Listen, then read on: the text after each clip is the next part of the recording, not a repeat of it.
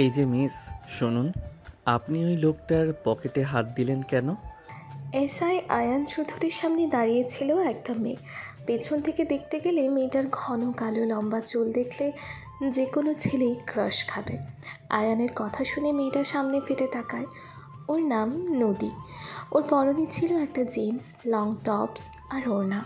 নদী দেখতে অনেক ফর্সা, একদম দুধে আলতায় ওর গায়ের রং। একটা জীবন্ত পুতুল যাকে বলে আর কি। যে কোনো ছেলে এক দেখাতেই ওর প্রেমে পড়ে যাবে। আয়ান ও নদীকে দেখে থমকে যায়। ওর মুখ থেকে আর কোনো কথা বের হয় না। এদিকে পেশায় নদী হচ্ছে একজন পকেটমার। একটা লোকের পকেটে হাত দিয়ে টাকা বের করছিল, তখনই আয়ান কথাটা বলে। নদী খুব ঘাবড়ে যায়। একে তো ওকে পকেটে হাত দিতে দেখেছে, তাও একটা পুলিশ। ও অনেক ভয় পেয়ে যায়। বাইরে থেকে সেটা প্রকাশ করে নাও, কনফিডেন্সের সাথেই বলে, আপনি কি কোনোভাবেই আমাকে চোর বলতে চাইছেন? আমি কেন ওনার পকেটে হাত দিতে যাব? আমাকে দেখে কি পকেটমার মনে হয় নাকি? আপনি পুলিশ, তার জন্য যাকে খুশি চোর বানিয়ে দেবেন? ও আচ্ছা, বুঝতে পেরেছি। আপনি আসলে আমার নামে ফেক কেস লাগাতে চাইছেন, যাতে আমি ভয় পেয়ে যাই, নিজেকে ছাড়ানোর জন্য আপনাকে ঘুষ দেই, তাই তো? ওয়েট ওয়েট, কোন কথাকে টেনে কোথায় নিয়ে যাচ্ছেন? আমার মনে হলো আমি দেখলাম আপনি ওই লোকের পকেটে হাত দিচ্ছেন, তাই জিজ্ঞেস করলাম। এই আপনার কি মনে হচ্ছে সোজা সাপটা বলুন তো? আমাকে দেখে কোন অ্যাঙ্গেল থেকে কি মনে হচ্ছে আমি পকেটমার বা চুরি ছিনতাই করি? আমি কি একবারও সেটা বলেছি? তো আপনার কথার মিনিংটা কি শুনি? আমি কেন একটা লোকের পকেটে হাত দেব? এটা তো পকেটমারদের কাজ, তাই না? আর এত ভিড়ের ভেতরে আপনি কি না কি দেখেছেন তার জন্য আমাকে পকেটমার বানিয়ে দিলেন? আরে, এত লোকের ভিড়ে আমার হাতটা ভুলে ওনার পকেটে লাগতেই পারে। তার মানে তো এই নয় যে আমি নদী চুরি করছিলাম। নিজের চোখের ডাক্তার দেখান, বুঝলেন? ওকে ফাইন, আই ওয়াজ রং। আমি হয়তো ভুল দেখেছি। আবার হয়তো কি? আপনি ভুলই দেখেছেন। ওকে, আমি ভুল দেখেছি। নেক্সট টাইম কাউকে এইভাবে হ্যারাস করবেন না। কথাটা বলে নদী চলে যায়। আয়ান ওকে দেখতে থাকে পেছন থেকে। একজন কনস্টেবল পেছন থেকে এসে বলে, স্যার কী হয়েছে? আপনি ওই মেয়েকে ছেড়ে দিলেন যে? আমি স্পষ্ট দেখছি ওই লোকটার পকেটে হাত দিতে গিয়েছিল। তুমি ভুল দেখেছিলে? না স্যার, আমি ভুল দেখিনি। নো মোর টক্স, চলো বনানীর দিকে টহলে যেতে হবে। আয়ান কনস্টেবলের মুখ কোনো মতে বন্ধ করে দিলেও একা একা হাসতে থাকে আর মনে মনে বলে, তোমার চোখ ভুল দেখলেও আমার চোখ ভুল দেখেনি। আমিও দেখেছি মিস নদী, আপনি ওই লোকটার পকেটে হাত দিয়েছিলেন চুরির উদ্দেশ্যে। আপনার ভাষায় যেটা হলো পকেট মারি। আপনি একজন কনফিডেন্ট পকেটমার মানতে হবে, কিন্তু আমার নজর ফাঁকি দেওয়া এত সহজ না। মানুষের পকেট থেকে টাকা চুরি করতে গিয়ে এই পুলিশ অফিসারের মনটাই চুরি করে নিয়ে গেলে তোমার সাথে চোর পুলিশের খেলা বেশ ভালোই জমবে। কথাগুলো নিজের মনে বলে আয়ান মিটে মিটে হাসতে থাকে। এদিকে আয়ানকে এভাবে হাসতে দেখে কনস্টেবলটা মনে মনে বলে, এ কি স্যার, এমন পাগলের মতো আসতেছেন কেন? ভূত দিল নাকি? যাকে ধরুক আমার কি, আমি আমার কাজ করি। ভূতের সাথে হাসতে থাকুন।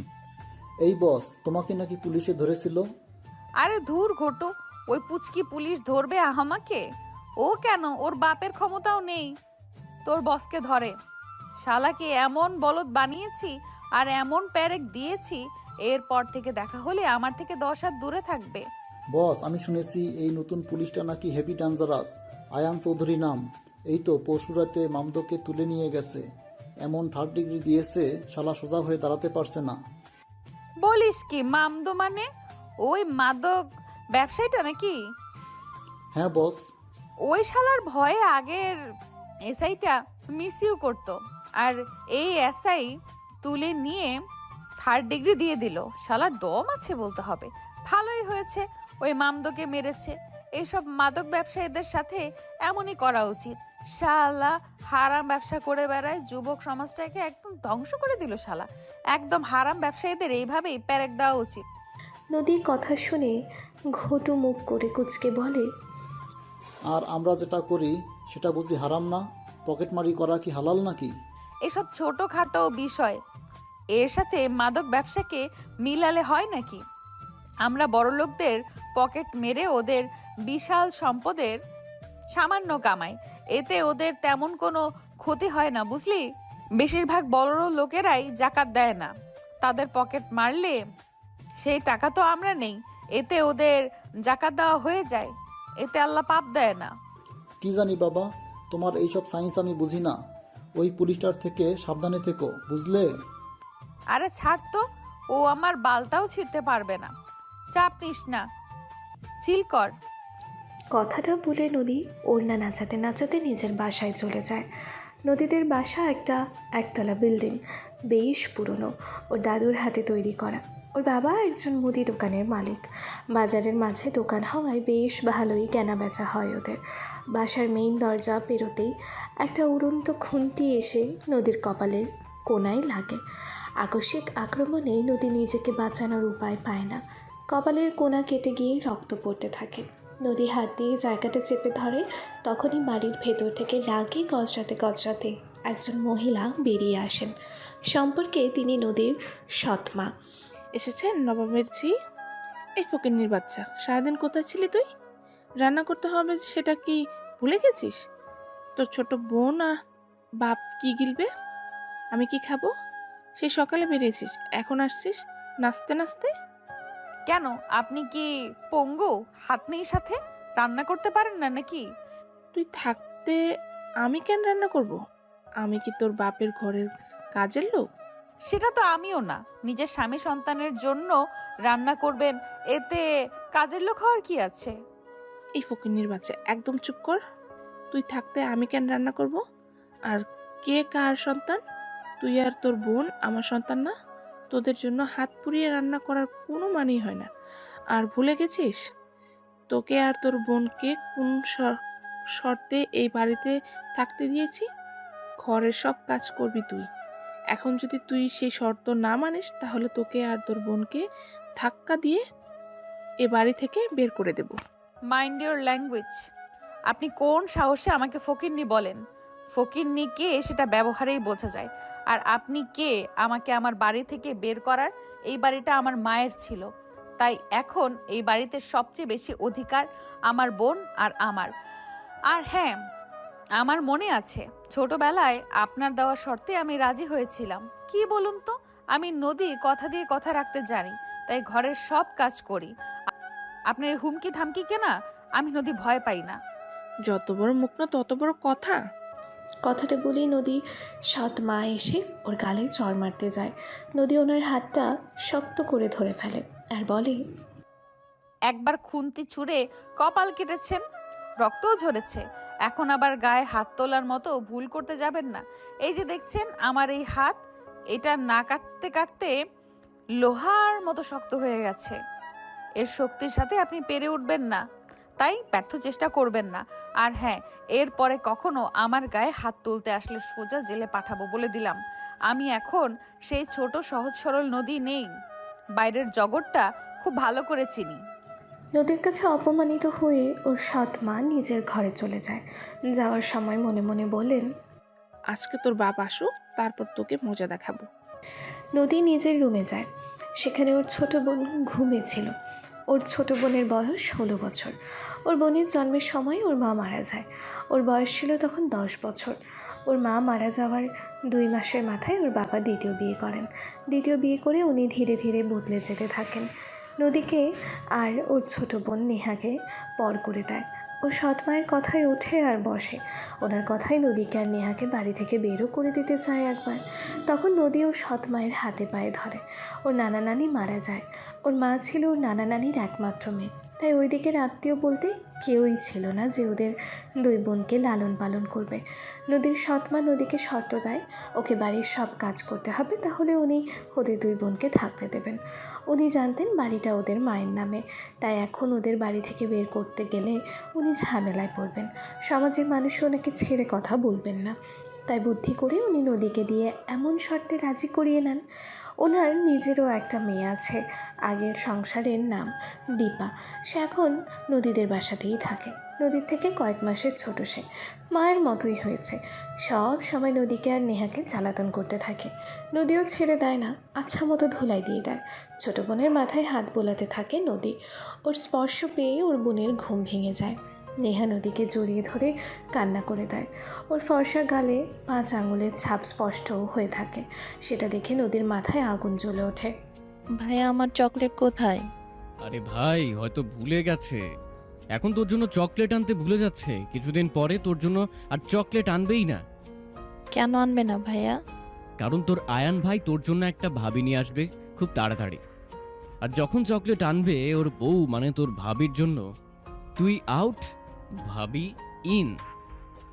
হ্যাঁ আকাশ ভাই, তুমি সত্যি বলছো? আয়ন ভাই, আকাশ ভাই সত্যি বলছে? তুমি ভাবি আনবে? কে সে? তুমি প্রেম করো, আমাকে তো বললে না।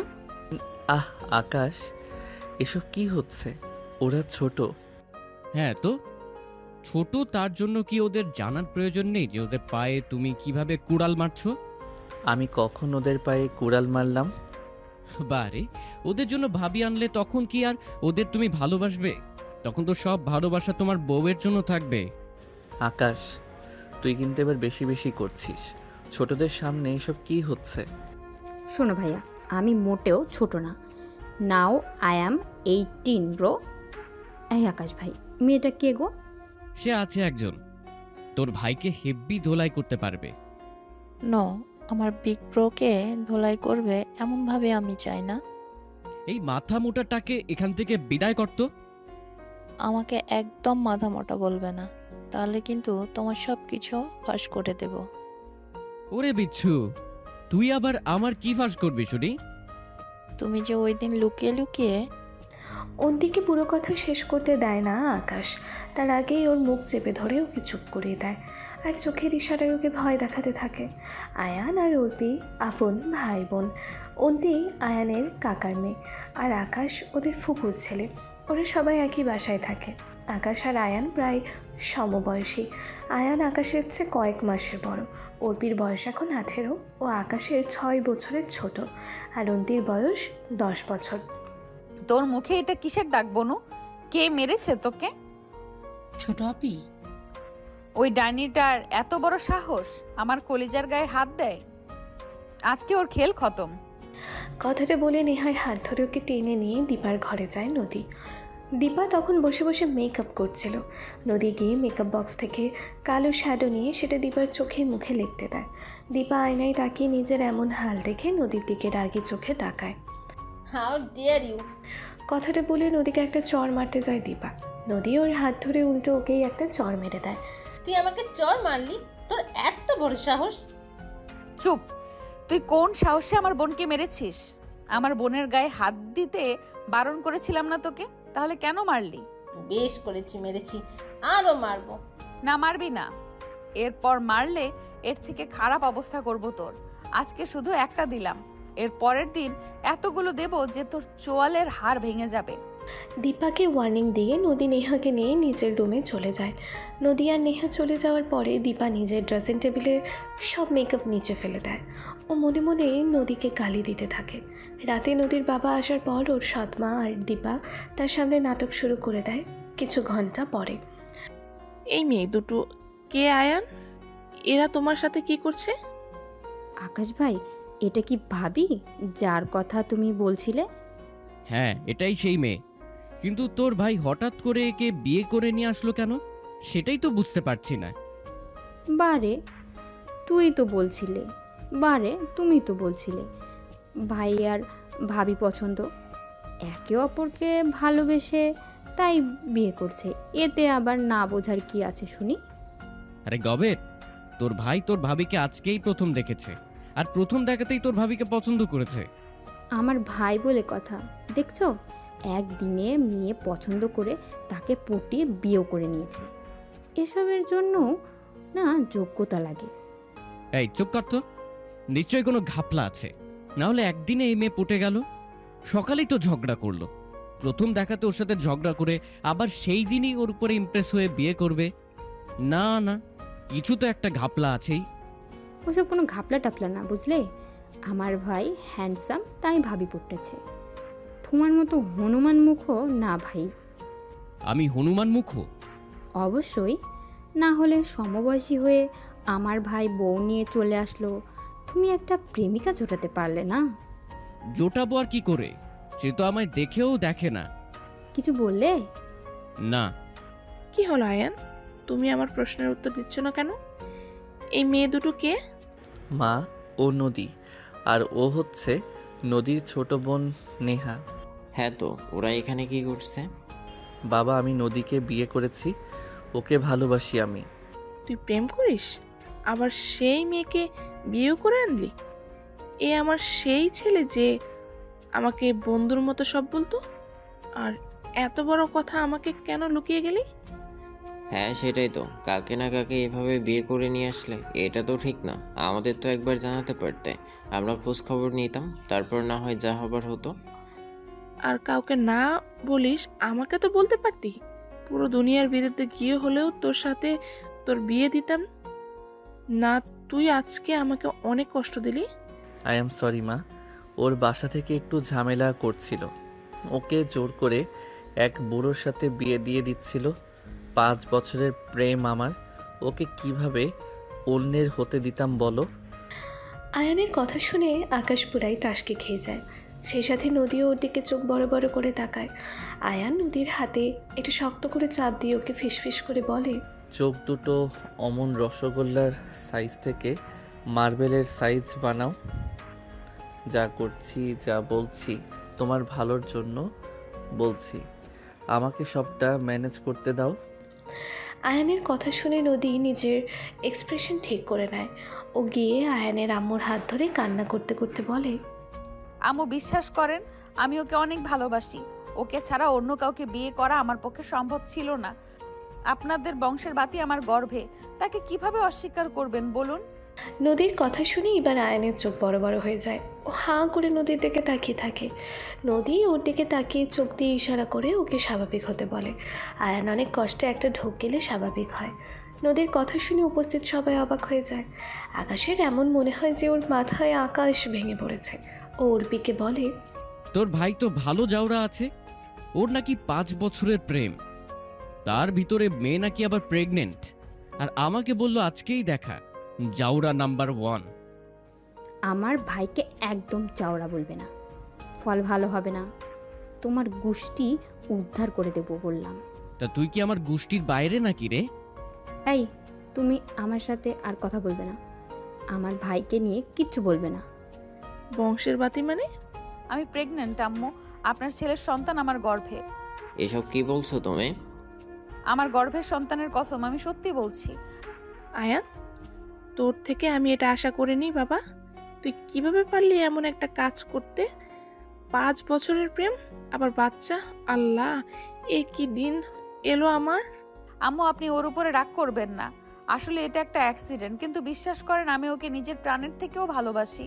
আপনি একবার আমার দিকে তাকান, দেখুন তো আমি কত কিউটি পিউটি একটা মেয়ে।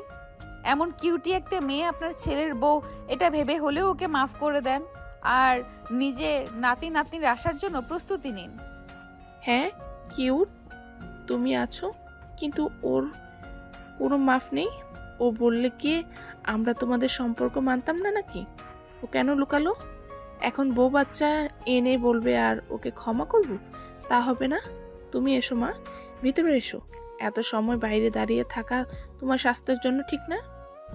তোমার এখন রেস্ট প্রয়োজন, রেস্ট করো তুমি। আয়ানের মা নদীকে রুমে নিয়ে যায়। আয়ান সোফায় বসে পড়ে। বাড়ির আর সবাই যে যার রুমে চলে যায়, আকাশ বাদে। ও আয়ানের সামনে এক গ্লাস পানি নিয়ে এসে রেখে দাঁত কিরমির করতে করতে বলে, শালা নেমো খারাম, ওই মেয়ের সাথে 5 বছর ধরে প্রেম চালিয়ে যাচ্ছিস, আমাকে একবার জানালিও না। আবার আকাম করে কয়েকদিন পরে বাচ্চার বাপ হবি। ছি ছি ছি রে ননি, ছি ছি ছি ছি রে ননি, ছি ছি ছি। তোকে ভাই বলতেও আমার লজ্জা হচ্ছে। বিশ্বাস করো, আমি নির্দোষ। আমি এ ব্যাপারে আমি কিছুই জানি না। আমি কবে ওর সাথে রিলেশন করলাম, ওকে প্রেগনেন্ট করলাম, আমি জানি না। কোনো চুরি ধরা পড়ার পরে বলে না যে সে চুরি করেছে। আরে শালা, আমি সত্যি বলছি, তুই তো অন্তত বিশ্বাস কর। আমাকে একদম শালা বলবি না। আমার বোন নাই, আর থাকলেও তোর কাছে বিয়ে দিতাম না। তোর মতো মিথ্যুক লুচ্চা যাওয়ার কোনো অধিকার নেই আমার দুলাভাই হওয়ার। কথাটা বলে আকাশ নিজের রুমে চলে যায়। আয়ানও নিজের রুমে যায়। ও গিয়ে দেখে ওর মা তখনও নদীর সাথে কি কথা বলছে। একটু পরে উনি নদীকে রুমে রেখে নেহাকে নিয়ে রুম থেকে বের হয়ে যায়। উনি বের হতেই আয়ান রুমে ঢুকে পড়ে। রুমে ঢুকেও রুমের দরজা আটকে দেয়। নদী তখন অন্যদিকে তাকিয়েছিল। দরজার শব্দ শুনে ও পেছনে তাকিয়ে দেখে আয়ান ওর দিকে রাগে চোখে তাকিয়ে আছে। নদী কিছুটা ভয় পেলেও বাইরে থেকে নিজেকে রিল্যাক্স মোডে রাখে। আয়ান নদীর সামনে এসে বলে, এটা তুমি কি করলে? ও মা, আমি আবার কি করলাম? নিচে সবাইকে কি বললে তুমি? তুমি আমার বাচ্চার মা হতে চলেছ। তুমি জানো তোমার জন্য আমার বেস্ট ফ্রেন্ড, আমার সবচেয়ে কাছের কাজিন আকাশও আমাকে ভুল বুঝলো। ও আমাকে কি কি বলেছে জানো? কি বলেছে? বলেছে আমি মিথ্যুক, লুচ্চা, জাউরা। সে আপনি যাওরা কিনা জানি না, তবে মিথ্যুক তো বটেই, সাথে একটু লুচ্চাও আছেন। কি বললে তুমি আমি লুচ্চা? অবশ্যই, তা না হলে একটা মেয়েকে একা পেয়ে এইভাবে দরজা আটকে দিতেন নাকি? তো আমি কি তোমার সাথে রোম্যান্স করব বলে দরজা আটকিয়েছি নাকি? আর শোনো, আমি মিথ্যে বলি না। আজকে শুধুমাত্র তোমার জন্য মিথ্যা বললাম। আপনি মিথ্যা বলেন কিনা তা আমার ভালো জানা আছে। মানে? আপনি তো একজন পুলিশ, আর পুলিশের থেকে বড় মিথ্যুক আর দুনিয়াতে নেই। পুলিশ হলে যে মিথ্যা বলতে হবে এটা তোমাকে কে বলেছে? আমি একজন সৎ পুলিশ অফিসার। আমার চরিত্রে তুমি কালি লাগিয়ে দিলে আজকে। তোমাকে কে বলেছিল মাতব্বরি করে বলতে যে তুমি আমার সন্তানের মা হতে চলেছ? এমনটা না বললে তো কেউ আমাদের বিয়েটা মানতো না। আমি মুভিতে দেখেছি, বাচ্চার কথা শুনলে সবাই গলে যায়। দেখলেন না, আপনার আম্মুও গলে গেল, আমাকে কত আদর যত্ন করে নিয়ে আসলো। সবাই মানতো, একটু গাইগুই করতো ঠিকই, পরে মেনে নিত। তুমি সবটা নষ্ট করে দিলে। এখন কি হবে? কি আবার হবে? মেনে তো নিয়েছেই, হওয়ার কি আছে আর? তুমি যে সবাইকে বললে তুমি প্রেগনেন্ট, এখন বাচ্চা পয়দা করবে কোথা থেকে? মানে বাচ্চা? হ্যাঁ বাচ্চা। তা তোমার পেটেরটা এখন কই পাবে? সেটা যখন হওয়ার টাইম তখন দেখব। বললেই হয়ে গেল, তাই না? এত বড় মিথ্যা তোমাকে কে বলতে বলেছে? এই আপনি আমাকে মেজাজ দেখাচ্ছেন কেন? হ্যাঁ শুনুন, আমি নদী কিন্তু কারো মেজাজ সহ্য করি না, বলে দিলাম। মেজাজ দেখাতে হলে অন্য কাউকে দেখান, আমাকে না। তো তোমার অত পকর পকর কে করতে বলেছিল শুনি? আপনি, সরি, তুমি বেশি পকর পকর করো। বয়সে আমার থেকে ছোট, তাই আমাকে সম্মান দিয়ে কথা বলো। কে বলেছে আমি তোমার ছোট? আমার পয়দা হওয়ার সময় কি তুমি এসে দেখেছিলে নাকি? না দেখিনি, কাজে অফিসে তোমার এনআইডি কার্ডে তোমার বয়স দেখেছি। তুমি আমার থেকে বয়সে ছোট। কি শেষমেশ কিনা নিজের থেকে বয়সে বড় মেয়েকে বিয়ে করলাম। এখন তো আমার বন্ধুরা আমাকে বলবে আমি নিজের চেয়ে বয়সে বড় মেয়েকে, সরি, বুড়ি মেয়েকে বিয়ে করেছি। ওই হ্যালো, সমস্যা কি তোমার? হ্যাঁ, হতে পারো বয়সে তুমি আমার ছোট, কিন্তু তার মানে তো এই না আমি বুড়ি। আমাকে কোন অ্যাঙ্গেল থেকে দেখে মনে হয় আমি বুড়ি? না, বুড়ি না, তবে আমার থেকে একটু বয়স্ক তো আছো। আমি বয়স্ক? জানো, আমার এলাকার ছেলেরা সব আমার উপরে ফিদা হয়ে থাকে, আর তুমি আমাকে বয়স্ক বলো? সাহস তো কম না তোমার? আমার সাহস বরাবরই একটু বেশি। সাহস বেশি না হলে কি আর ডিফেন্সে থাকতাম নাকি? শুনুন, সাহস দেখাতে হলে বাইরে গিয়ে দেখাবেন। মনে রাখবেন, বর যতই বাঘ হোক, বউয়ের সামনে তাকে ভিজে বিড়াল হয়েই থাকতে হয়। নদীর কথা শুনে আয়ান ওর দিকে ঘোর লাগা দৃষ্টিতে তাকায়। তারপর ধীরে ধীরে নদীর দিকে এগোতে থাকে। আয়ানকে এগোতে দেখে নদী একটু ঘাবড়ে যায়। তুমি এইভাবে আমার দিকে হা করে তাকিয়ে আছো কেন? আয়ান ওর কথাকে কোনো পাত্তা না দিয়ে ওর দিকে এগোতে থাকে। নদী প্রথমে ঘাবড়ে গেলেও এবারে রাগ হয় ওর। ও আয়ানের বুকে 2 হাত দিয়ে জোরে ধাক্কা দিয়ে ওকে নিজের থেকে দূরে সরিয়ে বলে, তোমার বন্ধু মানে কাজিন ঠিকই বলেছে, তুমি আসলে একটা লুচ্চা, শালা ভণ্ড কোথাকার। আমার ধারে কাছেও আসলে তোমার অবস্থা খারাপ করে দেবো, বুঝলে? ও আচ্ছা, তাই নাকি? তা কি করবে শুনি? আমি ক্যারাটে জানি, তোমার সোনার বাংলা ইন্নালিল্লাহ করে দেবো একদম।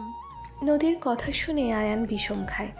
আতঙ্কিত চোখে নদীর দিকে তাকিয়ে বলে, নিজের বউকে ছোঁয়ার অপরাধে এমন শাস্তি, এটাও সম্ভব? এমন আইন আমি মানি না। শেষমেশ আমার সবচেয়ে মূল্যবান সম্পদে হাত। আইনের রক্ষককে তুমি আইন ভঙ্গের হুমকি দাও, তোমার ভয় লাগে না? এই যে আমাকে থ্রেট দিলে, এর জন্য তোমাকে অ্যারেস্ট করতে পারি, জানো? আর তুমি যে আইন ভঙ্গ করতে চাইছো, একজন পুলিশ হয়ে একটা সহজ সরল নিরীহ মেয়ের ইজ্জত লুটতে চাইছো, তার বেলায় দেব নাকি তোমার নামে গিয়ে কেস ঠুকে? বাহ, কিয়া সিন হ্যাঁ। পুলিশকে তুমি কেসের ভয় দেখাও। তোমার কাছে কি প্রমাণ আছে আমি তোমার ইজ্জত লুটতে চেয়েছি? প্রমাণ আমি নিজে। এমন সহজ সরল একটা মেয়ে গিয়ে যদি বলি তুমি আমার ইজ্জত লুটতে চেয়েছো, কেউ সেটা চোখ বন্ধ করে মেনে নিবে? ওয়েট, এখানে সরল সোজাটা কে? কেন আমি? তুমি যদি সরল সহজ হও, তাহলে সরল সহজ মেয়েগুলো লজ্জা পাবে। তুমি আমাকে অপমান করলে। তোমার মান আছে বুঝি? এবার একটু বেশি বেশি হয়ে যাচ্ছে না? কি বেশি হচ্ছে? তুমি আমাকে এইভাবে বলতে পারো না। বলে তো ফেলেছি, এখন কি করবে শুনি? দাঁড়াও, তোমাকে মজা দেখাচ্ছি। কথাটা বলে নদী আয়ানের দিকে এগোতে থাকে। হাঁটতে গিয়ে উড়নায় পা আটকে নদী পড়ে যেতে নেয়। পড়ার সময় সামনে কিছু না পেয়ে আয়ানের শার্টের কলার টেনে ধরে। নদীর সাথে সাথে আয়ানও পড়ে যায়। নদী গিয়ে সোফায় পড়ে আর আয়ান ওর ওপরে গিয়ে পড়ে। ভয়ে নদী চোখ বন্ধ করে নেয়। আয়ান এক দৃষ্টিতে নদীকে দেখতে থাকে। নদীর চোখের ওপরে কিছু চুল এসে পড়েছিল। আয়ান ফু দিয়ে সেগুলো সরিয়ে দেয়। নদীর সাথে সাথে চোখ মেলে তাকায়। আয়ান হুট করে নদীর ঠোঁটে কিস করে দেয়। আয়ানের হুট করে কিস করায় নদী অবাক হয়ে যায়। ওর চোখ দুটো রসগোল্লার মতো হয়ে যায়। কিছু সময় পরে নদীও ফিলে চলে আসে। ও নিজেও আয়ানের ঠোঁটে কিস করতে থাকে। পুরো 7 মিনিট পরে আয়ান নদীর ঠোঁট ছাড়ে। আয়ান সরে যাওয়ার পরে নদীও স্বাভাবিক হয়ে যায়। একটু আগে কী হলো সেটা মনে করে নদী উঠে দাঁড়িয়ে নিজের ঠোঁট 2 হাত দিয়ে ধরে আয়ানের দিকে চোখ বড় বড় করে তাকায়। আয়ান নদীর চোখের দিকে তাকিয়ে নিজেকে সামলাতে পারে না। নদীর আগে কণ্ঠে আয়ানকে বলতে চায়, এটা তুমি কি করলে? আমাদের বিয়ের শর্তকে তুমি ভুলে গেছো? আয়ান কোনো উত্তর দেয় না। ও এক মোহে নদীর দিকে তাকিয়ে থাকে। হুট করে নদীর সামনে এসে ওর কোমর জড়িয়ে ধরে এক হাত দিয়ে, আর এক হাত নদীর মাথার পেছনে দিয়ে নদীর মুখটা নিজের কাছাকাছি এনে নদীর কানে ফিসফিস করে বলে, কখন কি কথা হয়েছিল ভুলে যাও, ফরগেট এভরিথিং। এখন কি হতে চলেছে সেটা নিয়ে ভাবো। I need you right now. আমার এখন তোমাকে লাগলে I need you deeply. Please don't disturb me, না হলে আইনের রক্ষক হয়ে আমাকে আইন ভাঙতে হবে। I am not a criminal. আমি আইন ভাঙতে চাই না। So cooperate with me, otherwise একদম চুপ থাকো। আমাকে আমার কাজ করতে দাও। ভুলেও আমাকে আটকানোর বা পালাবার চেষ্টা করো না। ইউ নো না, আইনের হাত অনেক লম্বা। আয়ানের কথার ধরন শুনে নদী নিজের কেমন সম্মোহিত হয়ে যায়। ও আয়ানকে বাধাও দেয় না, কিছু বলেও না। আয়ান নদীর ঘাড়ে কিস করতে থাকে। তারপর নদীকে কোলে তুলে নিয়ে বিছানায় শুইয়ে দেয়। নদীকে নিজের স্পর্শে পাগল করে দিতে থাকে আয়ান। ভালোবাসা, লজ্জা, ব্যথা সব কিছুর মাঝে নদী একাকার হয়ে যায়। নদী আয়ানের বুকেই ঘুমিয়ে পড়ে। আয়ানও ক্লান্ত হয়ে ঘুমিয়ে পড়ে। পরের দিন সকালে নদীর ঘুম ভেঙে যায়। ঘুম থেকে উঠে নিজেকে আয়ানের বুকে দেখে নদী ঝটকা খায়।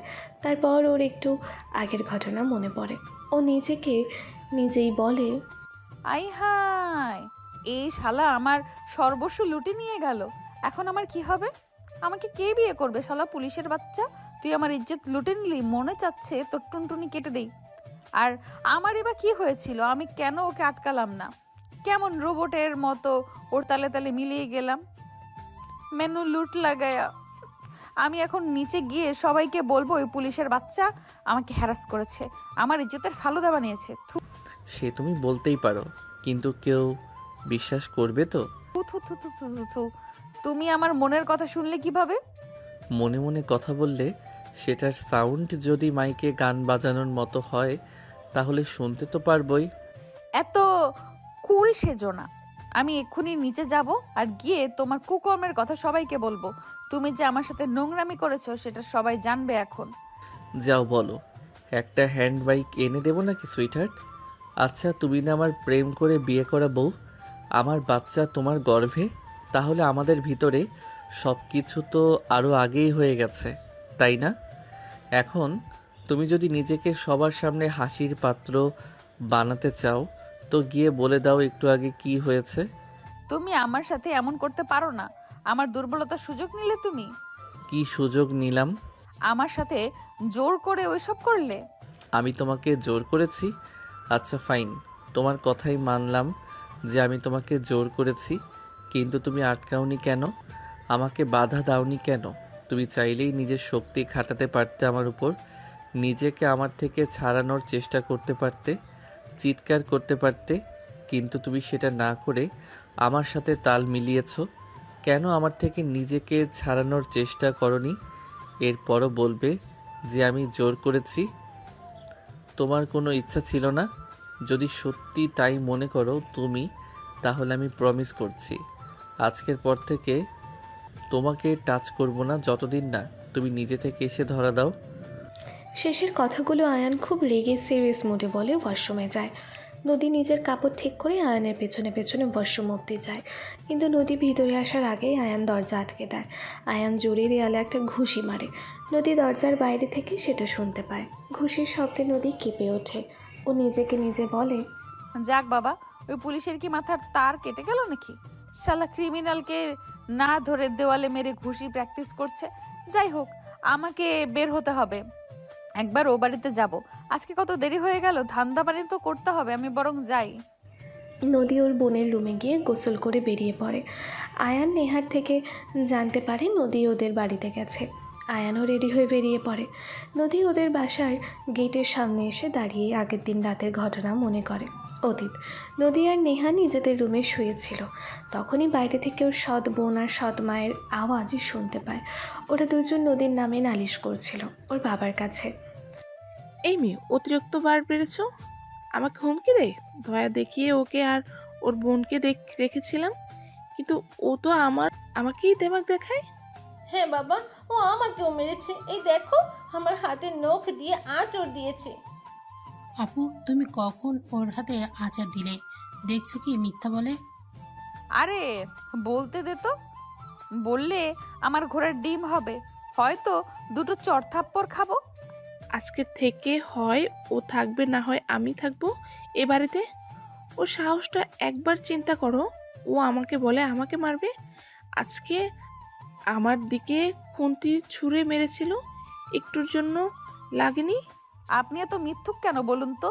আমি আপনার দিকে খুন্তি ছুঁড়েছি নাকি? নদী কথা শেষ করার আগেই ওর বাবা ওর গালে চড় মারে। নদী ওর বাবার দিকে তাকায়। ওর চেহারায় কোনো অনুভূতি ছিল না। এর আগেও ওর বাবা ওর সৎ মায়ের কথায় ওকে মেরেছে। তুই একদম চুপ করে থাকবি। সাপের পাঁচ পা দেখেছিস নাকি? তোর সাহস কত বড়, আমার স্ত্রীকে মারতে চাস, আমার মেয়েকে মারিস? উনি তোমার স্ত্রী, ও তোমার মেয়ে, তাহলে আমরা দুজন কে বাবা? আমরা কে হই তোমার? আমরা দুজনও তো তোমার সন্তান। কখনো আমাদের কথাটাও একটু মানো, একটু বিশ্বাস করো। ওনাদের সাথে আমাদের তো কোনো শত্রুতা নেই, তাহলে আমরা কেন শুধু শুধু ওনার পেছনে লাগতে যাব? আচ্ছা বাবা, তুমি তো এমন ছিলে না। মা বেঁচে থাকতে আমরা দুজন তোমার কাছে রাজকন্যা ছিলাম, সেই তুমি কেন এভাবে বদলে গেলে বলো তো? মা মারা যাওয়ার পরে তোমার এত পরিবর্তন কেন হলো জানো? তোমার এই সো কল্ড বউ আর মেয়ে আমাদের দুই বোনকে কত অত্যাচার করে, তুমি কিভাবে জানবে? জানো? কখনো তো জানার চেষ্টা করনি। আচ্ছা সত্যি করে বলো তো, আমরা তো তোমার আপন মেয়ে তো, নাকি কুড়িয়ে পেয়েছিলে আমাদের? আমাদের প্রতি তোমার কোনো মায়া টান কাজ করে না? বাবা মা মারা গেলে সে এতিম হয়, আর তার আপন বলতে কেউ থাকে না, কিন্তু আমাদের তো বাবা বেঁচে থেকেও থাকার না থাকার মতো। তুমি এত বদলে গেলে কেন বাবা? তুমি যে ওনার কথা বিশ্বাস করে আমাকে মারলে, আমি নাকি ওনার দিকে খুন্তি ছুঁড়ে মেরেছি, কিন্তু দেখো আমি এমন কিছু করিনি। উনি আমার কপালে খুন্তি ছুঁড়ে মেরেছে, এই দেখো আমার কপাল কেটে গেছে তার জন্য। আর ও যা বলল আমি ওকে মেরেছি, এটা সত্যি কথা, কিন্তু কেন মেরেছি জানো? এই দেখো নেহার ফর্সা গালটায় এখনো 5 আঙ্গুলের ছাপ স্পষ্ট। কতটা কষ্ট দিয়েছে ও নেহাকে বিনা কারণে। এবার তুমি বলো আমাদের দুই বোনের দোষটা কোথায়? চুপ কর, তুই একদম মিথ্যা বলবি না। ওদের তো খেয়ে কাজ নেই, বিনা কারণে তোদের মারবে। এত মিথ্যা কথা কোথা থেকে শিখেছিস? হ্যাঁ, তোর মা নিজে তো মরেছে, কিন্তু দুইটা বেয়াদবকে রেখে গেছে, ঠিক মতো শিক্ষা দিতে পারেনি। সবাই ঠিকই বলে মা মারা গেলে বাবা হয় তালই, বাবা আর বাবা থাকে না। তুমি আসলে আমাদের বাবা হওয়ার যোগ্যতাটাই রাখো না। বাবা নামের কলঙ্ক তুমি। আমার মৃত মায়ের নামে এতগুলো বাজে কথা বলতে লজ্জা লাগলো না তোমার? আমরা দুই বোনও মায়ের সাথে চলে গেলে বুঝি খুশি হতে তুমি? আজকে থেকে আমি জানবো আমার মা না, আমার মায়ের সাথে আমার বাবাও মৃত। তার নদী, তোর অনেকবার বেড়েছে তাই না? যা বের হ আমার বাসা থেকে। তোদের মতো দুজনকে এতদিন দরদ দেখিয়ে এই বাড়িতে রাখাটাই আমার ভুল হয়েছিল। বেরিয়ে যা আমার বাসা থেকে। দীপা, ওদের যা যা কাপড় আছে সব দিয়ে ওদেরকে বের করে দে। কোনো দরকার নেই, আমরা নিজেরাই চলে যাচ্ছি। তবে একটা কথা শুনে রাখো, আমি আবার ফেরত আসবো, আর তখন তোমাদের সবাইকে দেখে নেব। নদী আর নেহা ওই সময় বাড়ি থেকে বেরিয়ে যায়। তারপর রাস্তায় এক লোকের পকেট থেকে মানিব্যাগ নিতে যাওয়ার সময় আয়ান ওকে হাতে নাতে ধরে। তখন তো খুব অভিনয় করছিলে, কি ভেবেছেন আমি বুঝতে পারিনি? আপনি পকেট মারছিলেন, আমি সব বুঝেছি, তাও চুপ ছিলাম কারণ তখন প্রমাণ ছিল না। কিন্তু এবার কি হবে? তুমি ধরা পড়ে গেছো। আপনি আমাকে অ্যারেস্ট করতে চাইলে করুন, কিন্তু আমার ছোট বোনটাকে তার আগে একটা সেফ কোথাও পাঠানোর ব্যবস্থা করুন। ওকে কোনো অনাথ আশ্রমে থাকার ব্যবস্থা করুন প্লিজ। আমি তাহলে আমার সব দোষ স্বীকার করে নেব। আপু, আমি তোমাকে ছাড়া কিভাবে থাকবো? 1 মিনিট, ওকে অনাথ আশ্রমে কেন পাঠাবো? আপনার বাবা মা কোথায়? আমার মা মৃত আর বাবা থেকেও নেই। মানে? নদী আয়নকে সব খুলে বলে। আয়নের মন খারাপ হয়ে যায়। ও নদীকে জিজ্ঞেস করে, এখন তাহলে তোমরা দুইজন কোথায় যাবে? কোথায় আর যাব? আমি জেলে আর ও অনাথ আশ্রমে। আমার কাছে একটা উপায় আছে, তাতে করে তোমাকে জেলে যেতে হবে না, আর না তো ওকে অনাথ আশ্রমে যেতে হবে। কি উপায়? তুমি আরও আমার সাথে আমার বাসায় চলো। আপনি কি পাগল হয়ে গেছেন? আমরা আপনার সাথে কোন পরিচয়ে যাব? কেন যাব? আপনার বাসার লোকজন যখন প্রশ্ন করবে আমরা কে, কেন এসেছি, তখন কি জবাব দেবেন? কোন পরিচয়ে আমাদের নিয়ে যাবেন? তুমি যদি রাগ না করে একটা কথা বলতাম। হ্যাঁ বলুন। আমি তোমাকে বিয়ে করতে চাই। দেখো, বিয়ে করে তোমাকে নিয়ে গেলে কেউ আর কোনো প্রশ্ন করতে পারবে না, আর তোমাকে নিজের বোনের থেকে আলাদাও হতে হবে না, ওর সাথেই থাকতে পারবে। তুমি ছাড়া ওর আর তো কেউ নেই। এত ছোট বয়সে পুরো পরিবার থেকে আলাদা হয়ে অনাথ আশ্রমে বড় হবে কিভাবে ও? বাইরের জগৎটা যে কতটা খারাপ সেটা তো তুমি জানো। এই শালার পুলিশ, আপনার মতলব তো ভালো ঠেকছে না। আপনি প্রথমে আমাকে পকেট মারের সময় হাতে নাতে ধরলেন, অ্যারেস্টও করতে গেলেন, এখন ক্রিমিনালকে অ্যারেস্ট না করে এখন বিয়ে করতে চাইছেন। এই আপনার উদ্দেশ্যটা কি বলুন তো? আমার দুর্বলতার সুযোগ নিয়ে আমাকে বিয়ে করতে চাইছেন কেন?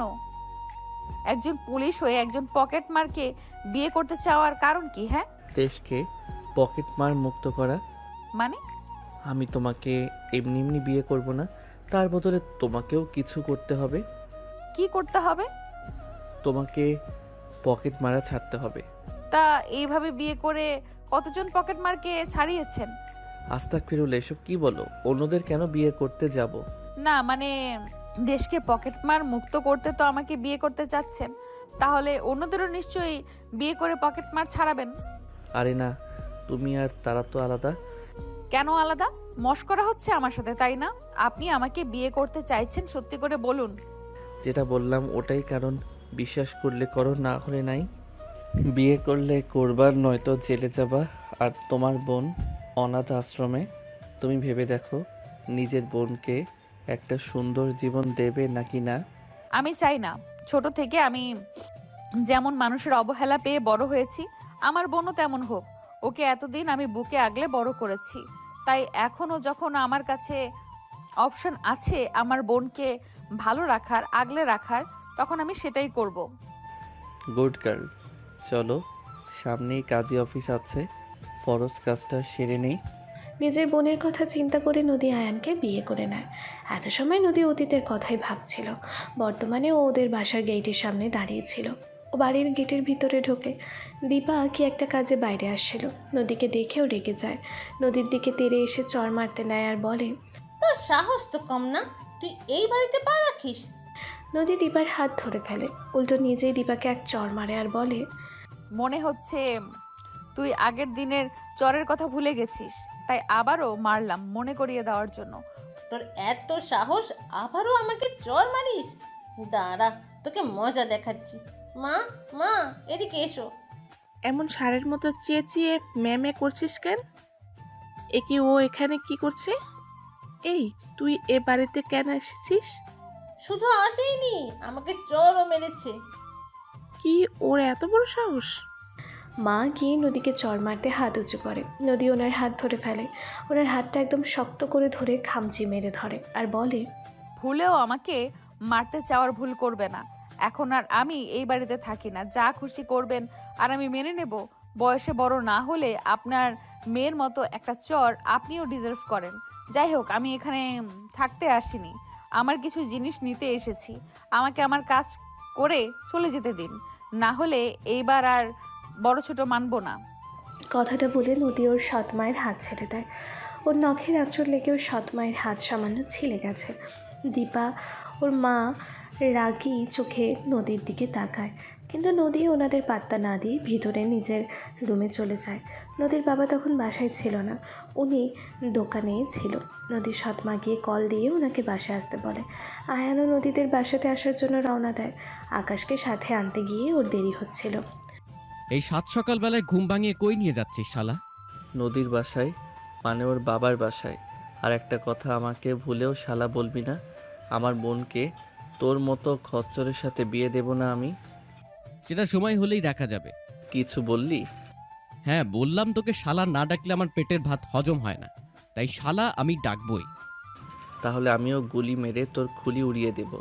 একবার করে শালা ডাকবি, একটা করে গুলি তোর খোপড়ি ফুঁড়ে বেরিয়ে যাবে।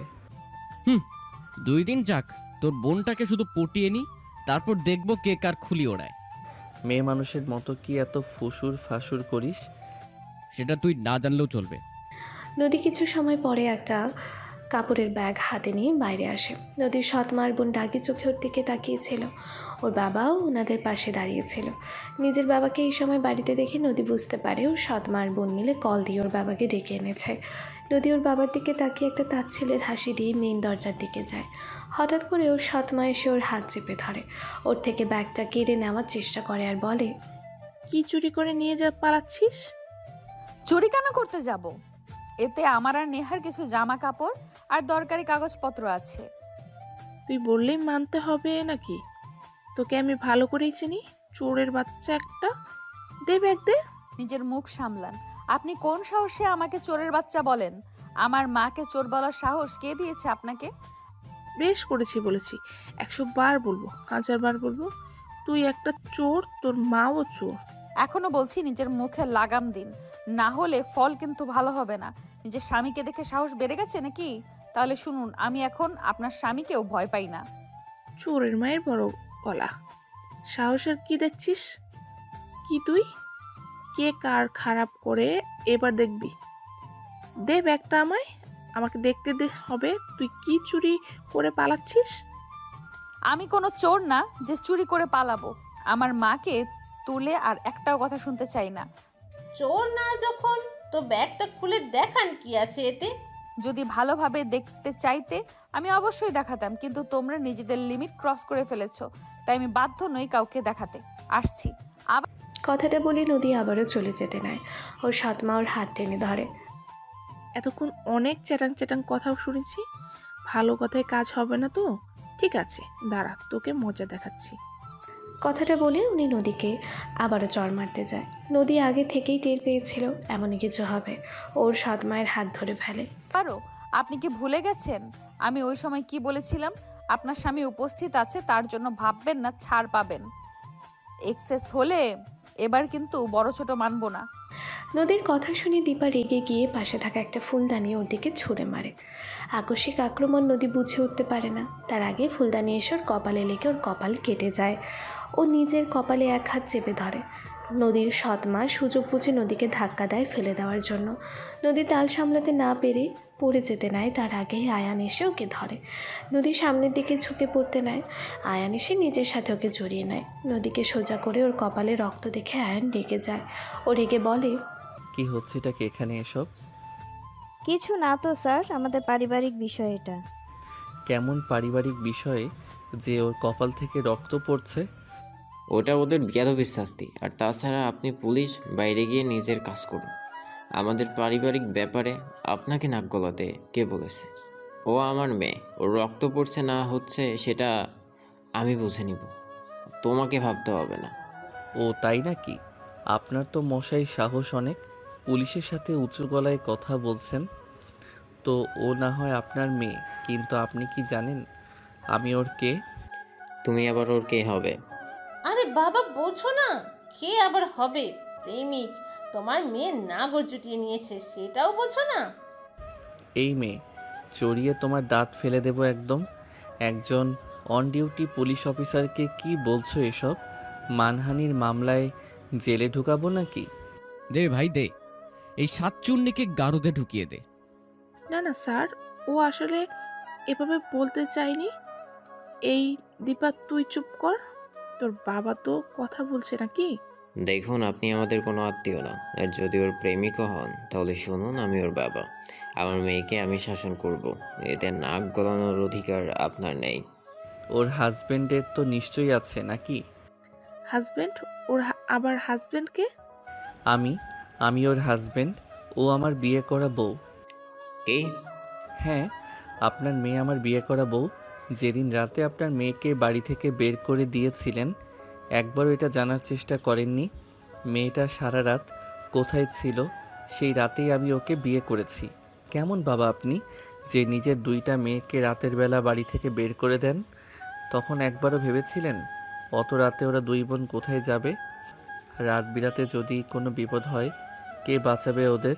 আর এখন এসেছেন বাবার নামে শাসন করতে। তুমি ওর হাজবেন্ড? মানে সত্যি? হ্যাঁ সত্যি। কেন বিশ্বাস হচ্ছে না? নদী, তুমি বলো তো এদের আমি তোমার কে? উনি আমার হাজবেন্ড। নদীর মুখে হাজবেন্ড শুনে বাবা মা দীপা তিনজনই অবাক হয়ে যায়।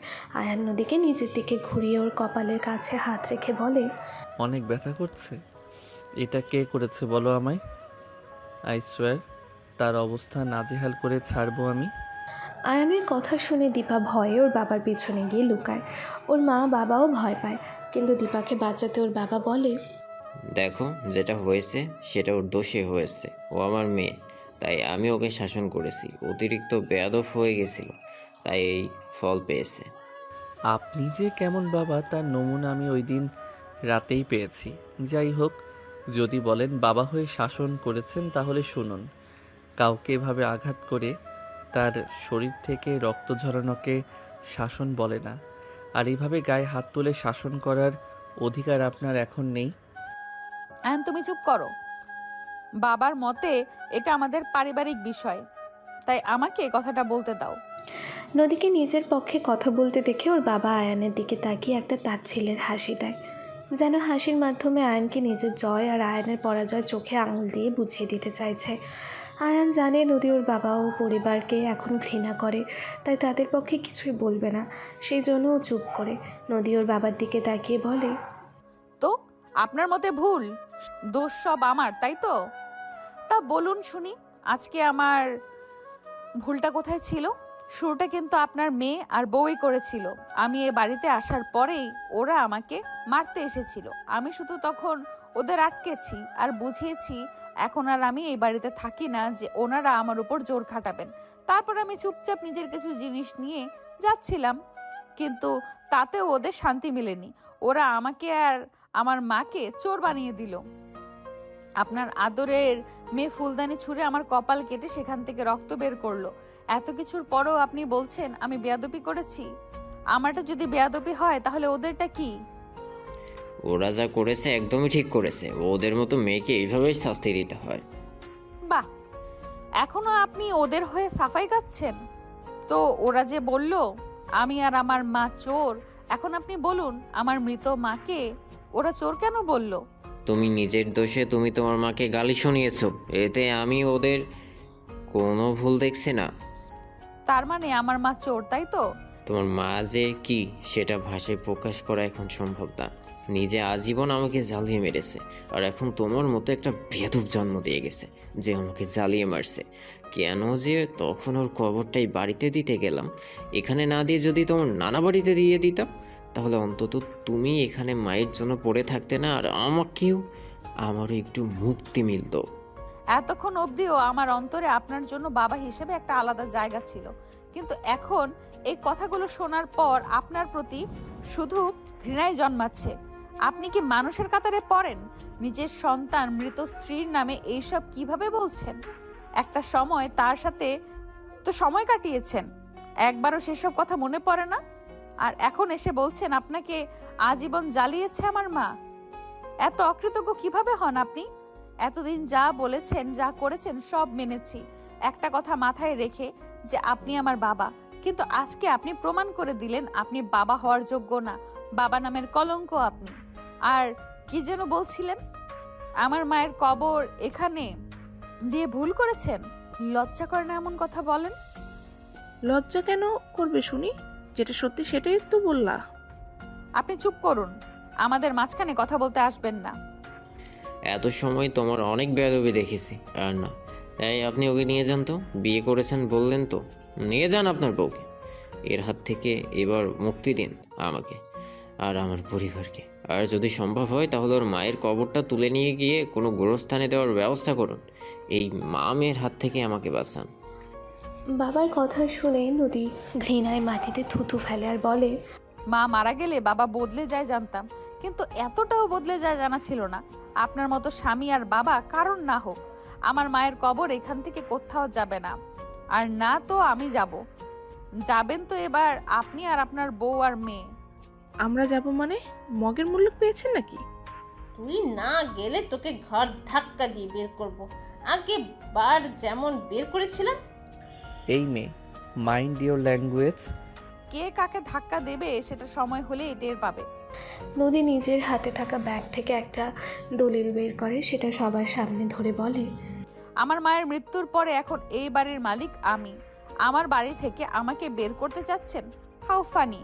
আমি আপনাদেরকে আজকের দিনটা সময় দিলাম, কাল সকালের মধ্যে আমার বাড়ি খালি করবেন, না হলে আমি এসে ঘাট ধাক্কা দিয়ে আপনাদের বের করব। আর হ্যাঁ, এবার আর কোনো সম্পর্কের তোয়াক্কা করব না, কারোর প্রতি দয়া মায়াও দেখাবো না, ডিরেক্ট অ্যাকশন। কথাটা মাথায় রাখবেন। কাল সকাল মানে কাল সকাল, একদিনও কম বেশি না। মা এসবের মানে কি? ওইসব কি বলছে? মানে হচ্ছে এটাই যে এই বাড়িটা আমার, আর আমি চাইছি না তোরা আমার বাড়িতে থাক। সেজন্য কাল সকালে আগে তোরা এই বাড়ি ছেড়ে যেখানে খুশি চলে যাবি।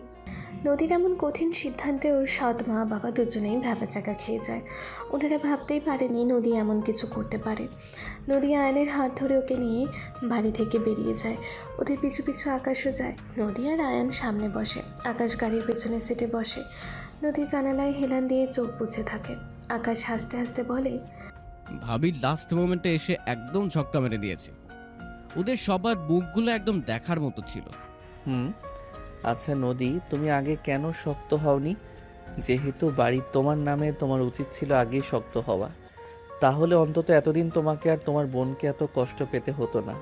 আমি জানতাম না, আজকে ভোরে জানতে পেরেছি। আম্মু বেঁচে থাকতে আমাদের বাসায় একজন আন্টি কাজ করত। উনি আমাদের খুব ভালোবাসতো। আম্মু ওনাকে ছোট বোনের মতো দেখতো, নিজের সব গোপন কথা ওনাকে বলতো। আম্মু মারা যাওয়ার পরে উনি কাজ ছেড়ে চলে যান। আজকে সকালে যখন এই বাড়িতে আসার জন্য বের হয়ে বাসে ওনার সাথে দেখা হয়, আমি প্রথমে চিনতে পারিনি, কিন্তু উনি আমাকে চিনে ফেলেন। কথায় কথায় যখন ওনাকে বলি যে আমাদের ওই বাড়ি থেকে বের করে দিয়েছে, তখন উনি আমাকে সত্যিটা বলেন। আর দলিল কোথায় রাখা সেটাও উনি জানতেন, সেটাও বলেন আমাকে।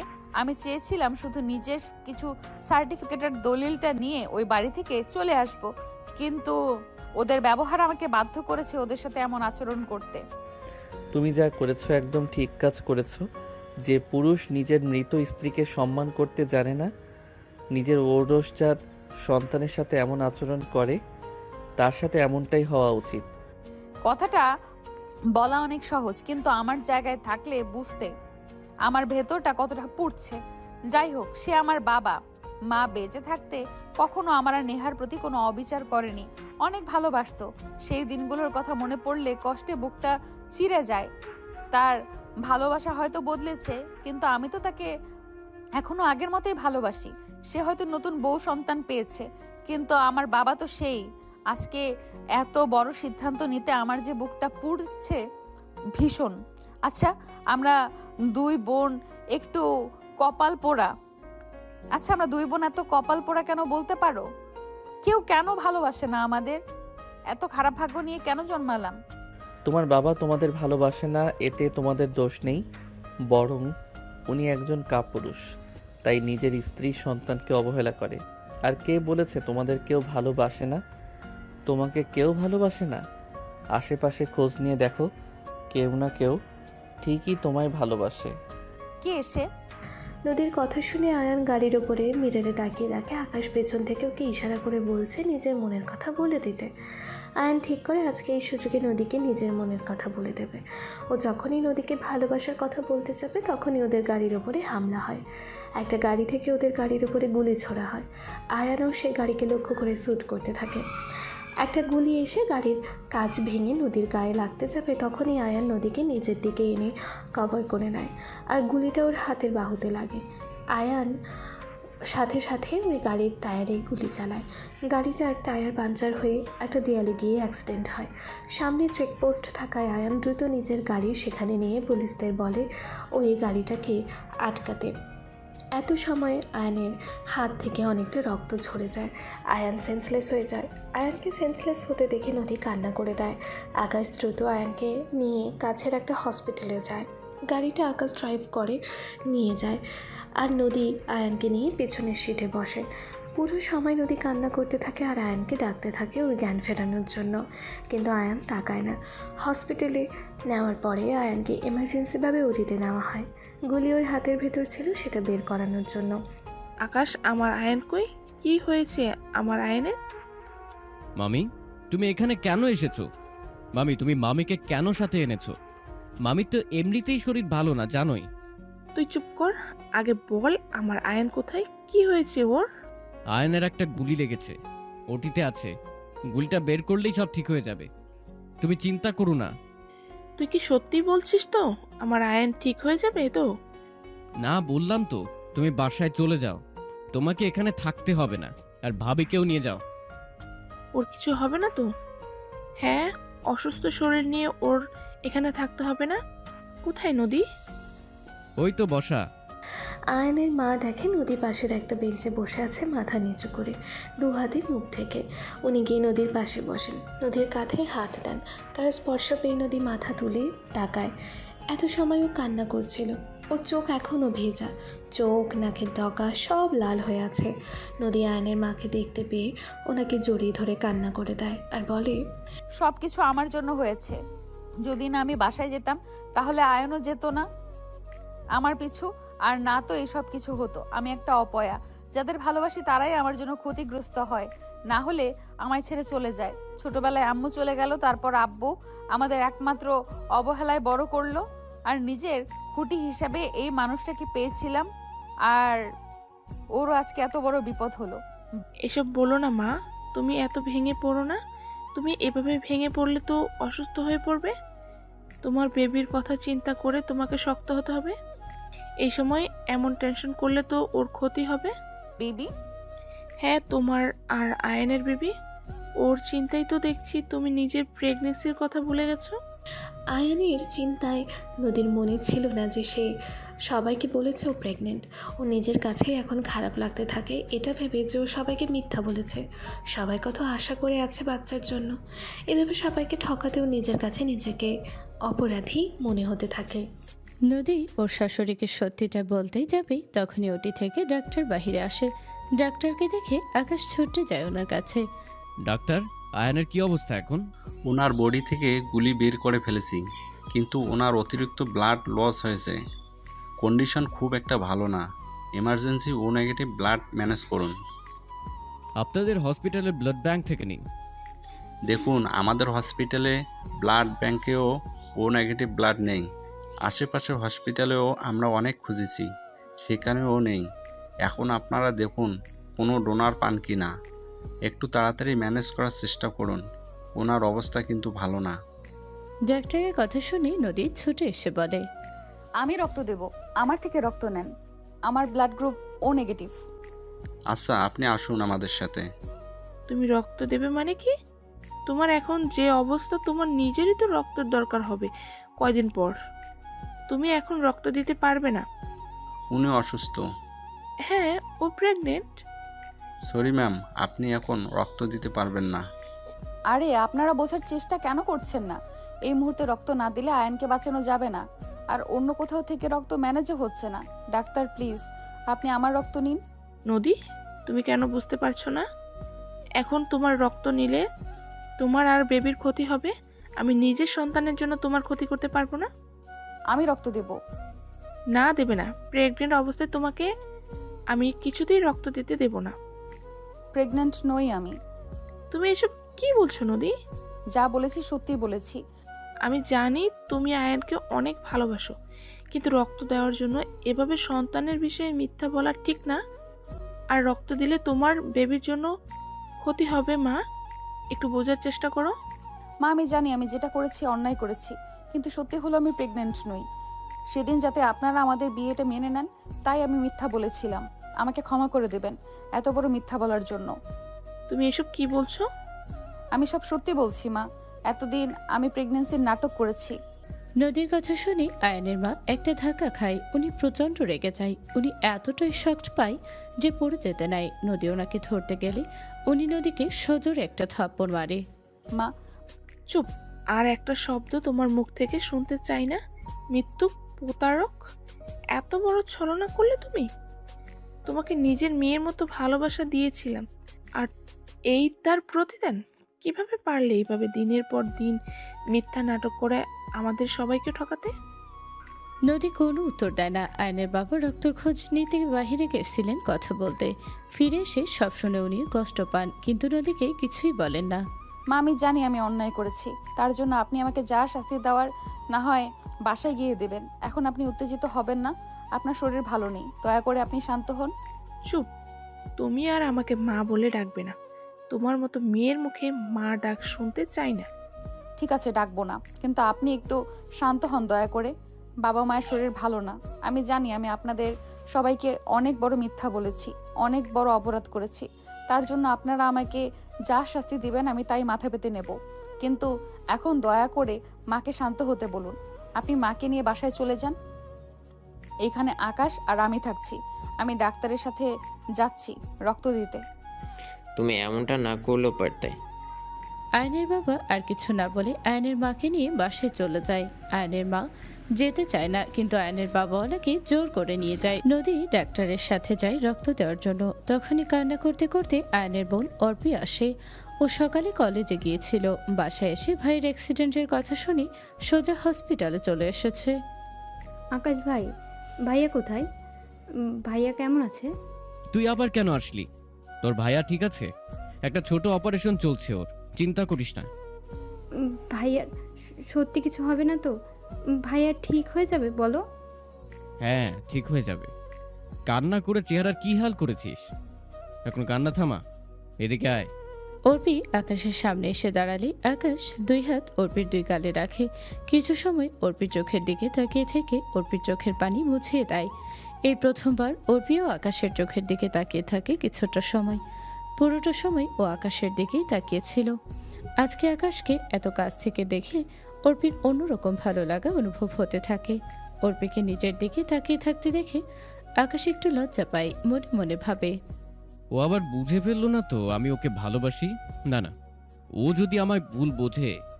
মনে মনে এটা বলে মুখে আকাশ বলে, ভাবিস না, এমনি এমনি তোর চোখ মুছিয়ে দিচ্ছি। তো কি কারণে দিচ্ছ শুনি? এই অবস্থায় একদম পেতনি লাগছে তোকে। এভাবে তোকে দেখলে ডাক্তাররা সব ভয় পালাবে, তখন আর তোর ভাইয়ের চিকিৎসা হবে না। আর আমি থাকতে সেটা তো হতে দিতে পারি না, তাই না? আকাশের কথা শুনে অর্পির আজকে আর রাগ হয় না। ও উল্টো হেসে দেয়। অর্পিকে হাসতে দেখে আকাশ ওর দিকে তাকিয়ে থাকে। নে এবার এমন 32 পাটি বের করে হাসা বন্ধ কর। কলেজ থেকে বাসায় গিয়ে কিছু খেয়েছিস? না। আচ্ছা তুই এখানে একটু বস, আমি আসছি। এখান থেকে নড়বি না একদম। আচ্ছা ঠিক আছে। আকাশ চলে যায় তখনই নদী বাহিরে আসে। ওর শরীর অনেকটা দুর্বল হয়ে গেছে রক্ত দিয়ে। তুমি কখন আসলে অর্পি? এই তো মাত্র এলাম ভাবি। তোমাকে এত দুর্বল লাগছে কেন? তোমার ভাইয়াকে রক্ত দিয়ে আসলাম সেই জন্য। আচ্ছা তাহলে তুমি একটু এসে বসো ভাবি। নদী আর অর্পি কথা বলছিল তখনই আকাশ হাতে একটা ডাব আর 2 প্যাকেট বিরিয়ানি নিয়ে হাজির হয়। ভাবি, তুমি আগে এই ডাবের পানিটা খাও, তারপর বিরিয়ানিটা খেয়ে নাও।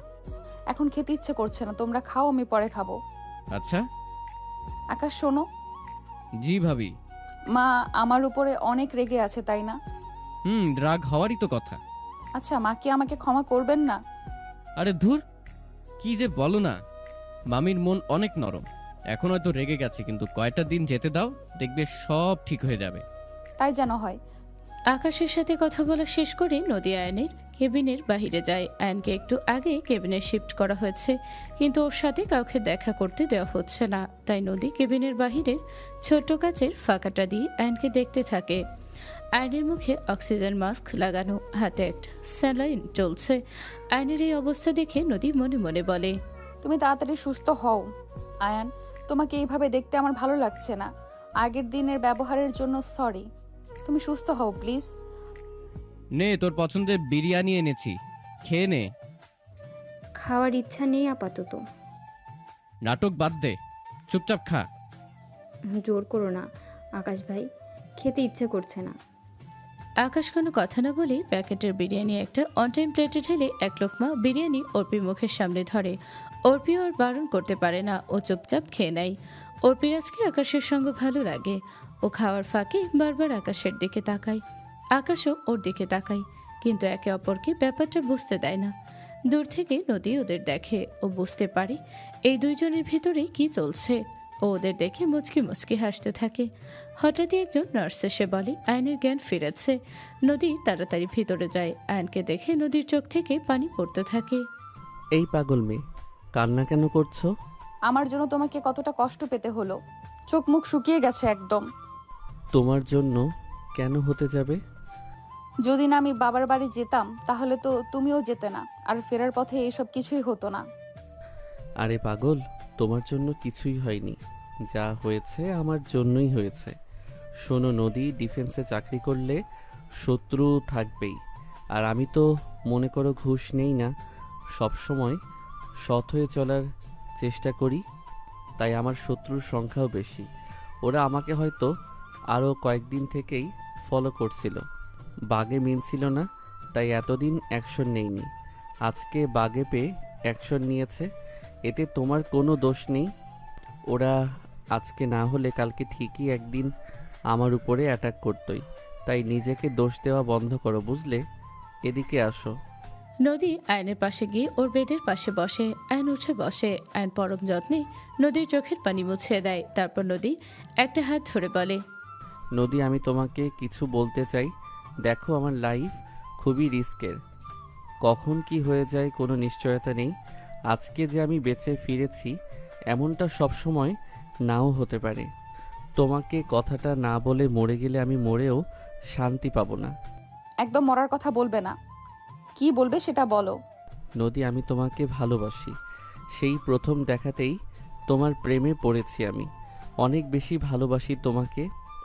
হ্যাঁ, হয়তো সময়টা অল্প ছিল, মাত্র কিছুদিনের পরিচয়, কিন্তু ভালোবাসার জন্য এক যুগ সময়ের দরকার হয় না, 1 সেকেন্ডেও ভালোবাসা যায়।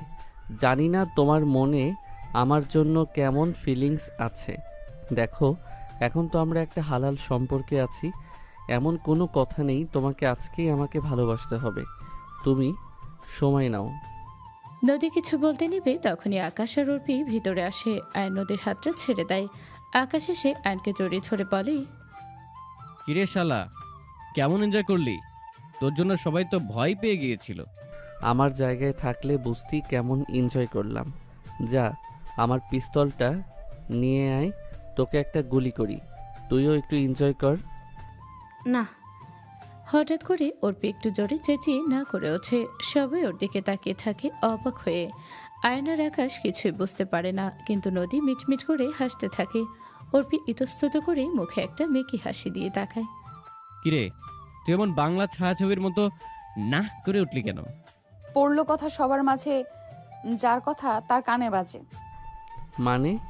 মানে কিছু না, তোমাকে অত কিছু বুঝতে হবে না। তুমি তাড়াতাড়ি সুস্থ হও, চেহারার দিকে তাকানো যাচ্ছে না। আহা, কি প্রেম! তোর দাদার কি তাতে? আমার বউয়ের আমার জন্য চিন্তা হবে না তো কি তোর জন্য হবে নাকি? চিন্তা এবার তুই কর যে কিভাবে বাসায় যাবি। কিভাবে যাব আবার? হেঁটে হেঁটে যাব? গুলি আমার হাতে লেগেছে, পায়ে না। ভাবি যে প্রেগনেন্ট না সেটা মামি জেনে গেছে। কি? কিভাবে? আমি বলেছি মাকে। কেন? এই মিথ্যে আমার আর ভালো লাগছে না। নিজের কাছে নিজেকে অপরাধী মনে হচ্ছিল। মা বাবা পরিবারের সবাই আমাকে কত ভরসা করে, বিশ্বাস করে, কয়েকদিনেই আমাকে কতটা আপন করে নিয়েছে। আমার নিজের পরিবার আমাকে যতটা না ভালোবাসা দিয়েছে তার চেয়েও বেশি ওনারা দিয়েছে। আমি কিভাবে ওনাদের এইভাবে ঠকাই বলো তো? পরে যা হওয়ার হোক, তবুও এই মিথ্যের বোঝা বয়ে বেড়ানো আর সম্ভব হচ্ছিল না আমার পক্ষে। যা হওয়ার তা তো হয়েই গেছে, তবে ভালোই করেছো সত্যিটা মাকে জানিয়ে। একদিন তো জানতোই, ততদিনে হয়তো আরো মন ভাঙতো সত্যিটা জেনে। তার চেয়ে আজকে জেনেছে আরো ভালো হয়েছে। মামি তো অনেক রেগে গেছে, নদীকে মা বলে ডাকতেও বারণ করে দিয়েছে। মাকে একটু সময় দে, সব ঠিক হয়ে যাবে। মা আমাকে ক্ষমা করবে তো? আমার মায়ের মন অনেক নরম, কষ্ট পেয়েছে অনেক, কিন্তু ঠিক ক্ষমা করে দেবে। একটু সময় দাও না মাকে। তাই যেন হয়। আয়নকে 2 দিন পরে ডিসচার্জ দিয়ে বাসায় আনা হয়। এর ভেতরে ওর মা আর যায়নি হসপিটালে। ওরা যখন বাসে ঢুকতে যাবে তখনই ওর মা এসে বলে, দাঁড়াও, এই মেয়ে আমার বাড়িতে ঢুকবে না। কি হচ্ছে কি? আমি যেটা বললাম তার কোনো নড়চড় হবে না। মা, আমার কথাটা একটু শোনো। কি শুনবো বলো, কি শুনবো? এই মেয়ে দিনের পর দিন আমাদের সবাইকে মিথ্যা বলেছে, এখন জঘন্য অপরাধ আমি কখনো ক্ষমা করব না, আর না তো এই মেয়েকে ক্ষমা করব। মা, ও ভেবেছিল তোমরা আমাদের বিয়েটাকে মানবে না, তাই ও সবাইকে এই মিথ্যাটা বলেছে। তুই একদম বউয়ের হয়ে চামচামি করবি না। তোর বউ এমন একটা বিষয় নিয়ে মিথ্যা বলেছে, সেটা ক্ষমার অযোগ্য। ওকে আমি কিছুতেই আর এ বাড়িতে ঢুকতে দেব না। এবার কিন্তু একটু বেশি বাড়াবাড়ি হচ্ছে। ও এই বাড়ির বউ, এই বাড়ি থেকে ওকে বের করে দেওয়াটা তোমার শোভা পায় না। তুমি ওকে অন্য কোনো শাস্তি দাও, তাও এমন কঠিন হয়েও না। দরদ দেখছি উতলে পড়ছে, তুমিও দেখছি আমার কথার দাম দিচ্ছ না। ব্যাপারটা তেমন না। মা, ভাবিকে তাড়িয়ে দিও না প্লিজ, ভাবিকে ক্ষমা করে দাও। বড়দের মাঝখানে তোমার নাক গলাতে হবে না, একদম চুপ থাকো। মায়ের ধমক শুনে অর্পি চুপ হয়ে যায়। নদী এবার ভেজা চোখে ওর শাশুড়ির দিকে তাকিয়ে বলে, মা, আমি জানি আমি ক্ষমার অযোগ্য। হসপিটালে বসে বলেছিলাম আপনি আমাকে যা শাস্তি দেবেন তাই আমি মাথা পেতে নেব। তাই এখন আপনি যদি চান আমি এই বাড়ি থেকে চলে যাই তাহলে তাই হবে। তবুও বলবো, পারলে আমাকে ক্ষমা করে দেবেন। মা, এটাই কি তোমার লাস্ট ডিসিশন? হ্যাঁ। আকাশ, একটু কষ্ট করে আমার কাপড়গুলো একটা লাগেজে ভরে দে। তুমি কোথায় যাবে? বাবা, নদী আমার স্ত্রী, ওর ভরণ পোষণ, ওর খেয়াল রাখার দায়িত্ব আমার। ওকে 3 কবুল বলে বিয়ে করেছি আমি, তাই ও যেখানে থাকবে আমিও সেখানে থাকব। ওকে এভাবে একা ছাড়তে পারি না আমি। আয়নের কথা শুনে বাড়ির সবাই খুশি হয়। ওর মা রেগে থাকলেও ছেলের এমন দায়িত্ব জ্ঞান দেখে উনিও মনে মনে খুশি হন। নদী ভেজা চোখে আয়নের দিকে তাকায়। ওর চোখে আজকে আয়নকে খুবই সুন্দর মনে হয়। মনে হয় পৃথিবীর সবচেয়ে সুদর্শন পুরুষ হচ্ছে আয়ান, যাকে বিয়ে করাটা নদীর জীবনের সবচেয়ে শ্রেষ্ঠ একটা সিদ্ধান্ত ছিল। আয়ান নদীর হাত ধরে বাহিরে চলে যেতে নেয় আর বলে, আকাশ, আমি নদীকে নিয়ে বাইরে যাচ্ছি, তুই আমার লাগেজটা নিয়ে আয়। দাঁড়াও, কাউকে কোথাও যেতে হবে না। শাস্তি আমি ওকে দিয়েছিলাম, তোমাকে না। এখন যদি ওর জন্য আমার ছেলেকে বাড়ি ছাড়তে হয় তাহলে ওকে শাস্তি দেব না আমি। তার মানে তুমি ভাবিকে ক্ষমা করে দিয়েছো মামি? না, ওকে আমি ক্ষমা করিনি, আর করবও না। আয়ান সবেমাত্র হসপিটাল থেকে এসেছে, যাও সবাই যার যার রুমে যাও। কথাটা বলে আয়নের মা উপরে চলে যায়। অন্যরাও যায়। যার যার রুমে চলে যায়। রুমে এসে নদী আয়নকে শক্ত করে জড়িয়ে ধরে কান্না করে দেয়। আরে কি হয়েছে, কান্না করছো কেন? কিছু তো বলো। মায়ের ব্যবহারে কষ্ট পেয়েছো? আই লাভ ইউ আয়ান, আমি তোমাকে ভালোবাসি। হ্যাঁ ভালোবাসি তোমাকে। নদী, তুমি ঠিক আছো? হ্যাঁ ঠিক আছে, আমি তোমাকে ভালোবেসে ফেলেছি আয়ান। হয়তো আরও আগেই তোমার প্রেমে পড়েছি, কিন্তু উপলব্ধি করতে পেরেছি আজকে। হুম, ঠিক আছে। কি ঠিক আছে? আমি যে আই লাভ ইউ বললাম, তুমি তার রিপ্লাই দাও। রিপ্লাই লাগবে? হুম। আয়ন এক হাত দিয়ে নদীর কোমর শক্ত করে জড়িয়ে ধরে, ওকে নিজের কাছে টেনে নিয়ে আসে। তারপর নদী ছোট ঠোপ ডুবিয়ে দেয়, যেন 5 মিনিট পর ও নদীকে ছাড়ে। আর নদীর কানের কাছে ফিসফিস করে বলে, লাভ ইউ টু। এটাই হচ্ছে আমার রিপ্লাই দেওয়ার ধরন, আর আজীবন এটা চলমান থাকবে। আয়নের কথায় নদী সামান্য লজ্জা পায়। এভাবে দেখতে দেখতে কয়েকটা দিন পার হয়ে যায়। হঠাৎ একদিন নদী মাথা ঘুরিয়ে পড়ে যায়। পরে ডাক্তার এসে চেক আপ করে জানায় নদী প্রেগনেন্ট। এই খবরে সবাই অনেক খুশি হয়। আয়নের আম্মু ও নদীকে ক্ষমা করে দেন। সবাই মিলে নদীর অনেক খেয়াল রাখতে শুরু করে। অর্পি আর আকাশের প্রেমও চলতে থাকে। নদী, আয়ান আর অন্যদের ওদের এই ব্যাপারটা জানালে সবাই মেনে নেয়। ওদের বিয়ের কথা পাকা হয়ে যায়। অর্পির এইচএসসির পরে ওদের বিয়েটা হবে, তেমনটাই কথা হয় দুই পরিবারের। আয়না নদীর একটা মেয়ে হয়। মেয়ে নিয়ে ওদের হাসি খুশি জীবন কাটতে থাকে। সমাপ্ত।